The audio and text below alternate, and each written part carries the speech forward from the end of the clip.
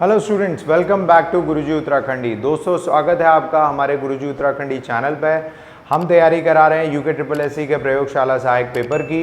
अगर आप चाहते हैं इस कोर्स को कम्प्लीटली परचेज करना तो आप आज ही डाउनलोड कर लीजिए वेदाशी लर्निंग ऐप, जहां पर आपको एक कोर्स कम्प्लीटली अवेलेबल हो जाएगा। तो चलते हैं हमारे टॉपिक की तरफ। दोस्तों, जैसा कि आप लोग जानते हैं कि हम अभी ध्वनि चैप्टर कर रहे हैं, तो आगे हम अभी तक मैंने जो आपको चीज़ें पढ़ा दी ध्वनि चैप्टर में, उसके आगे चलते हैं। इससे पहले हम लोगों ने नेचर ऑफ जो हमारा साउंड है, मतलब साउंड की क्या प्रवृत्ति होती है, उसके बारे में बात करी थी। इसके तरीके से हमने साउंड का जैसे प्रोडक्शन होता है या फिर उसका कैसे उसका उत्पन्न होती है ध्वनि, उसके बारे में बात करी थी। किस तरीके से आगे उसकी संचारण होता है या फिर प्रोपोगेशन होता है, उसके बारे में बात करी थी। आज हम बात करने वाले हैं characteristics of sound. Sound wave जो हमारी होती है या ध्वनि तरंग है, उसके क्या अभिलक्षण हैं, ठीक है, उनके बारे में हम बात कर रहे हैं। तो यहाँ पर 3 इंपॉर्टेंट अभिलक्षण हम देखते हैं जो कि हमारे साउंड वेव को समझने के लिए इंपॉर्टेंट है। सबसे पहला आ जाता है आपका फ्रीक्वेंसी, जिसको हम आवृत्ति कहते हैं। दूसरा आ जाता है हमारा एम्पलीट्यूड, जिसको हम आयाम कहते हैं। और तीसरा हमारा वेग या स्पीड भी लिख सकते हैं इसे, आपको किताब में स्पीड भी देखने को मिलेगा। द वेलोसिटी, जिसे हम वेग कहेंगे, ठीक है। तो ये 3 चीज़ें हमारी होती हैं जो किसी साउंड वेव के कैरेक्टरिस्टिक्स को बताती हैं।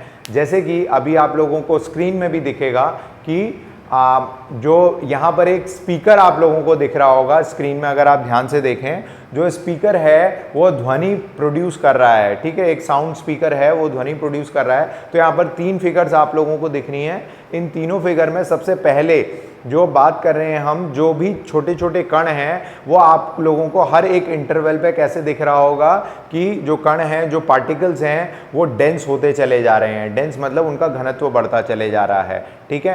तो इसी के कॉरेस्पॉन्डिंग अगर आपको दूसरा डायग्राम आप उसके नीचे देखें तो वहां पर दबाव की बात हो रही है, प्रेशर की बात हो रही है। तो जहां जहां घनत्व ज़्यादा होगा कणों का या पार्टिकल्स का, जहां डेंसिटी ज़्यादा होगी, वहां पर जो प्रेशर है वो बढ़ेगा, और जहां पर घनत्व कम होगा या पार्टिकल्स दूर दूर होंगे एक दूसरे से, वहां पर प्रेशर कम हो जाएगा।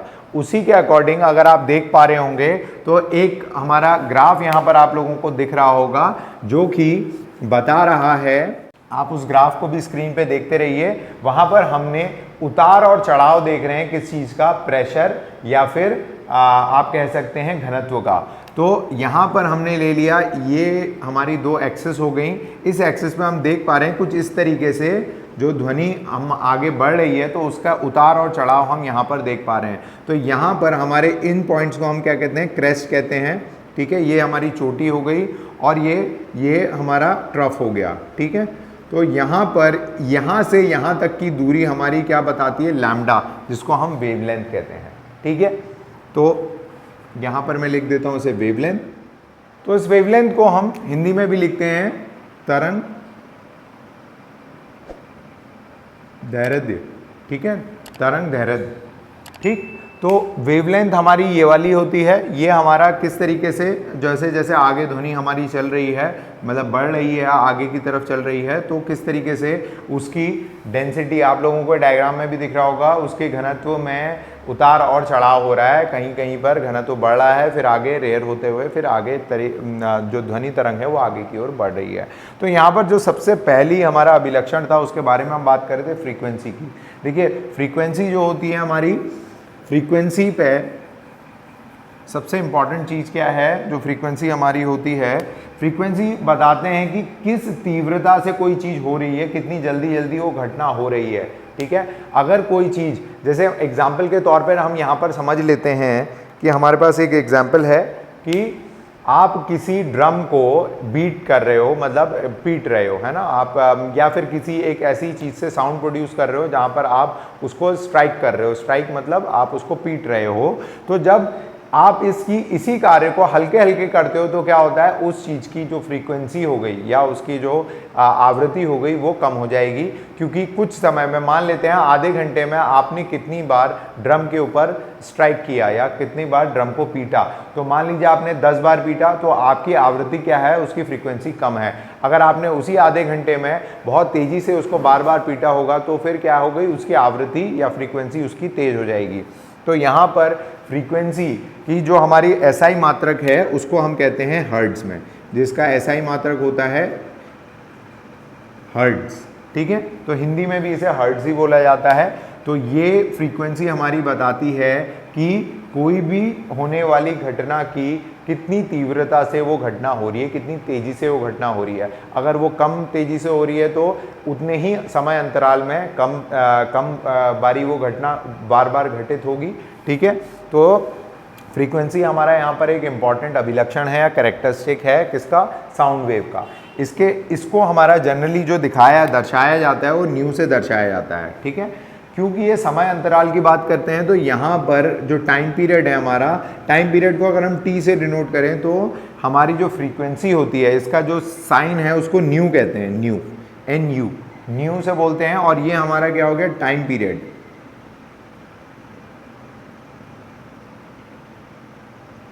जिसको आवर्तकाल भी कहते हैं। ठीक है, टाइम पीरियड। ठीक है, तो ये टाइम पीरियड हमारा ये है टाइम पीरियड, ये टाइम में होगा, सेकंड्स में होगा। और यहाँ पर इसके इन्वर्स को हम क्या कहते हैं, पर सेकंड। किसी भी फ्रीक्वेंसी की जो यूनिट होगी, ये हर्ट्ज, ये बेसिकली क्या होती है, पर सेकंड होता है। तो ये हमारा फ्रीक्वेंसी की यूनिट हो गई। ये याद रखेंगे कि आवृत्ति की जो इकाई होती है या मात्रा होती है वो क्या रहती है, पर सेकंड, या फिर उसको हम सीधे सीधे हर्ट्ज बोलते हैं। ठीक है, तो समझते हैं अगली चीज़। तो दोस्तों अभी तक हमने समझा था कि हमारा फ्रीक्वेंसी क्या है। अब अगला कैरेक्टरिस्टिक, अगला अभिलक्षण हम समझते हैं यहाँ पर, जिसका नाम है एम्पलीट्यूड। एम्पलीट्यूड, इसको हिंदी में हमारा कहेंगे आयाम, राइट। तो एम्पलीट्यूड बेसिकली क्या है, जो मैंने आपको अभी आपको स्क्रीन पे भी एक पिक्चर दिखने लग जाएगी, जितना ये मीन वैल्यू से, ये इसकी क्या है, एवरेज, मूल वैल्यू है, एवरेज वैल्यू, औसत वैल्यू है, इस औसत से जितना ऊपर और नीचे ये उतार और चढ़ाव होते हैं, इसको हम क्या कहते हैं, ये इसका ध्वनि का आयाम होता है। ठीक है, इसको क्या कहेंगे, ध्वनि का आयाम हुआ ये, राइट। इस उतार और चढ़ाव में जितना ये औसत से ऊपर है उसको आयाम कहेंगे। अब आपको स्क्रीन पे दिख रहे होंगे ये 4 फिगर्स। ठीक है, इन 4 फिगर्स में आप ध्यान से देखिए, जो पहली 2 फिगर हैं हमारी, उसमें मतलब जो मैं आपको किस हिसाब से बता रहा हूँ, यहाँ पिच के हिसाब से। यहाँ पर एक टर्म और मैं इंट्रोड्यूस कर देता हूँ जिसको हम पिच कहते हैं, PITCH, पिच। इसको हिंदी में हम बोलते हैं तारत्व। ठीक है, तारत्व बेसिकली क्या है, तारत्व ऐसे समझिए आप कि तारत्व बेसिकली क्या होता है कि अगर आपने कभी सुना होगा किसी की आवाज़ आपको बहुत तीखी सी लगती है, तो बेसिकली क्या है, अगर बहुत तेजी से साउंड आपके कानों तक पहुंच रही है तो उसकी पिच, उसका तारत्व क्या होता है, बहुत हाई होता है ना। तो अगर मैं इस तरीके से वेरिएशन ड्रॉ करूं तो ये वेरिएशन अगर बहुत सारा है तो इस चीज़ का तारत्व, मतलब ऐसी साउंड की, ऐसी ध्वनि की जो तारत्व होगा वो बहुत क्या होगा, ऊंचा होगा, बहुत हाई होगा, बहुत तेजी से वो आप तक, आपके ध्वनि आपके कानों तक पहुंच जाएगी। कोई अगर चिल्ला रहा है तो ध्वनि एकदम तेजी से आपके कानों में इसीलिए पहुंचती है क्योंकि उसकी फ्रीक्वेंसी बहुत तेज हो जाती है। तो यहाँ से एक रिलेशन हमारे समझ में आता है, अगर कोई ध्वनि की क्या फ्रीक्वेंसी तेज होगी तो उसका तारत्व भी क्या होगा, ऊंचा ही होगा। ठीक है, उसकी पिच भी हाई होगी। तो ये याद रखिएगा, अगर फ्रीक्वेंसी हाई है तो पिच भी हाई है।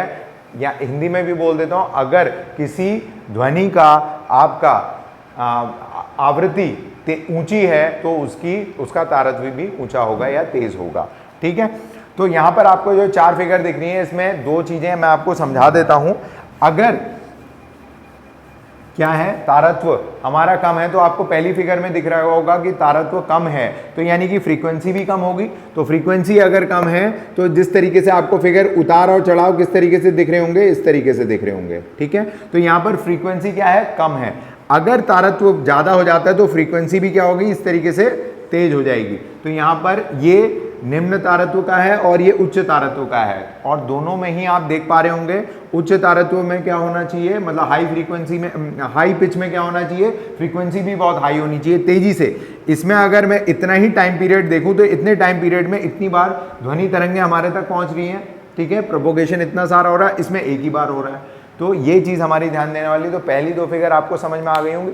अब समझते हैं हम जो सॉफ्ट साउंड होती है और जो लाउड साउंड होती है, मतलब एक मृदु ध्वनि होती है और एक काफी लाउड साउंड, मतलब ऊंची ध्वनि होती है, जो ऊंची ध्वनि है उसके लिए क्या है। तो आपको नेक्स्ट दो फिगर्स दिख रही होंगी स्क्रीन पे, वहां आपको साफ ये चीज दिख पा रही होगी कि जो लाउड साउंड होती है उसमें आयाम जो होता है वो आयाम बहुत ज्यादा होता है, ठीक है। लाउड साउंड में आयाम बहुत ऊंचा और नीचे इस तरीके से होगा, ठीक है। तो औसत वैल्यू से आयाम जब हमारा ऊंचा होता है तो वैसी साउंड ऊंची ध्वनि होती है, बहुत लाउड साउंड होती है, जो हमें तेज सुनाई, ऊंची आवाज सुनाई में आती है।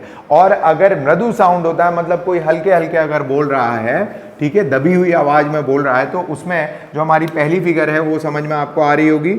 वहां पर उतार और चढ़ाव कैसे होंगे, इस तरीके से होंगे, ठीक है। वो औसत के बहुत पास होगा, मतलब उसका आयाम बहुत कम होगा, मतलब उसकी एम्पलीट्यूड बहुत कम होगी। तो यहां पर आप लोगों को इन फिगर्स में आराम से समझ में आ जाएगा कि एम्पलीट्यूड, आयाम का क्या रोल है। तो आयाम अगर बहुत ज्यादा है तो साउंड बहुत ऊंची होगी, अगर आयाम कम है तो साउंड बहुत निम्न मृदु टाइप की होगी, ठीक है। तो समझते हैं अगला हमारा पॉइंट। चलिए दोस्तों, अगला पॉइंट हमारा जो अगला अभिलक्षण है वो है हमारा वेग, वेलोसिटी ऑफ स्पीड या फिर speed of sound. Speed of sound बहुत इंपॉर्टेंट इसीलिए है क्योंकि कभी भी कोई वस्तु, देखिए हमने ये समझा था ध्वनि को आगे संचरण के लिए, ध्वनि के प्रोपोगेशन के लिए, आगे बढ़ने के लिए किस चीज़ की हमें रिक्वायरमेंट होती है, हमें एक मीडियम की रिक्वायरमेंट होती है, एक माध्यम चाहिए। वो माध्यम सॉलिड, लिक्विड, गैस भी हो सकता है। तो यानी कि ये निर्भर करेगा, जो स्पीड ऑफ साउंड है वो हमेशा किस पर निर्भर करती है, किस तरीके के माध्यम से होते हुए जा रही है। तो ठीक है, तो हमने ये देखा था कि अगर वैक्यूम है, मतलब कोई भी माध्यम नहीं है, तो साउंड ट्रैवल नहीं करेगा।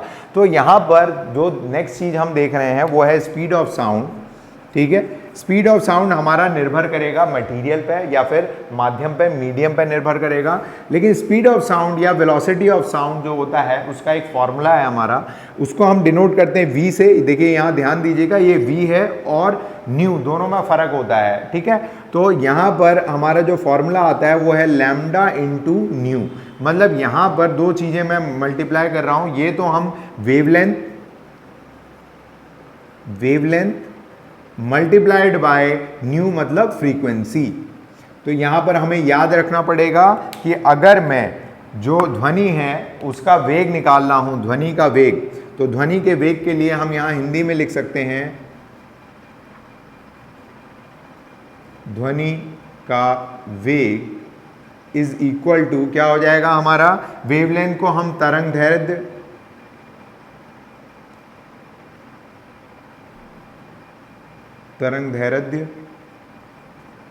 लिख सकते हैं, गुणा वेग हमारा ये ध्वनि का वेग निकालने के लिए तरंग दैर्ध्य गुणा हमारा क्या हो जाएगा, फ्रीक्वेंसी को हम हिंदी में क्या लिखेंगे, आवृत्ति, ठीक है। तो आवृत्ति और तरंग दैर्ध्य इनका गुणा अगर हम करते हैं तो ध्वनि का वेग निकल के आता है, वेलोसिटी ऑफ साउंड या फिर आप कह सकते हो स्पीड ऑफ साउंड निकल के आ जाता है। तो स्पीड ऑफ साउंड हमारा डेफिनेटली जब स्पीड की बात कर रहे हैं तो ये मीटर पर सेकंड में ही होगा, तो इसकी यूनिट भी हमेशा मीटर पर सेकंड में ही रहती है।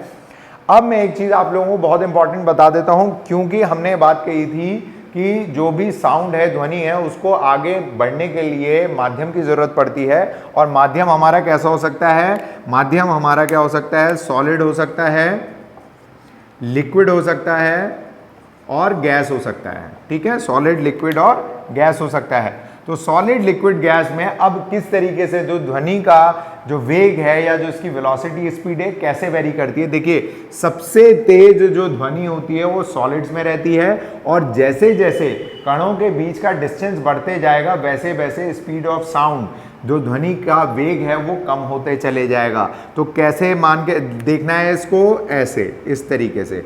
तो सबसे ज्यादा ध्वनि की जो वेलोसिटी होगी या वेग होगा वो ठोस पदार्थों में होगा, किस में होगा, ठोस में होगा। उससे कम उसकी स्पीड किस में होगी, तरलों में होगी।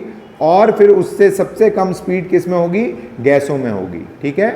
किस में होगी, गैसों में, राइट। तो ये हमें याद रखना है, इसको याद रखिएगा। इस पे बेस्ड आराम से क्वेश्चन भी बन सकता है। आपको किसी मटेरियल के बारे में बता दिया जाएगा, 3-4 मटेरियल लिखे होंगे, उनके बारे में बोल दिया जाएगा, और उन माध्यमों को जब लिखा होगा तो आपसे पूछा जाएगा किस माध्यम में स्पीड ज़्यादा होगी ध्वनि की। तो जो माध्यम ठोस प्रकार का होगा उसमें स्पीड सबसे ज़्यादा होगी, वेलोसिटी ध्वनि का वेग सबसे ज़्यादा होगा, और उसके बाद लिक्विड में होगा और सबसे कम गैसों में होगा। ठीक है, इसके साथ ही आपको एक स्क्रीन पे एक पिक्चर दिख रही है, इस पिक्चर को ध्यान से देख लीजिए, मैं इसको वीडियो के साथ अटैच फाइल में भी दे दूंगा। यहाँ पर हमें अलग अलग ठोस पदार्थों, लिक्विड या फिर तरल पदार्थों और गैसीय पदार्थों में जो स्पीड होती है ध्वनि की, उनके बारे में लिखा हुआ है। आप इनको याद भी कर सकते हैं या फिर कुछ इंपॉर्टेंट ध्वनि के माध्यमों के लिए इनको याद कर सकते हैं। तो इन जो इम्पॉर्टेंट पिक्चर्स मैंने आपको इस वीडियो में दिखाई, उनको ध्यान से नोट भी कर सकते हैं, उनको उसका एक आप नोट बना के भी लिख सकते हैं, प्रॉपरली इमेज को ढंग से कॉपी कर सकते हैं, और बाकी सारी चीज़ें मैंने आपको इस वीडियो में समझाई हैं। अगर आपका कोई भी क्वेरी है तो आप हमारे व्हाट्सएप ग्रुप में हमसे पूछ सकते हो। ठीक है, और आज के चैप्टर में हमारा इतना ही रहेगा। अगले हमारे वीडियो में हम मिलते हैं, ध्वनि के आगे जो रिलेटेड टॉपिक्स हमारे बचे हैं और जो न्यूमेरिकल्स हैं उनको करेंगे। तो मिलते हैं अगले लेक्चर में। Thank you. For more online courses, download Vedasri Learning app.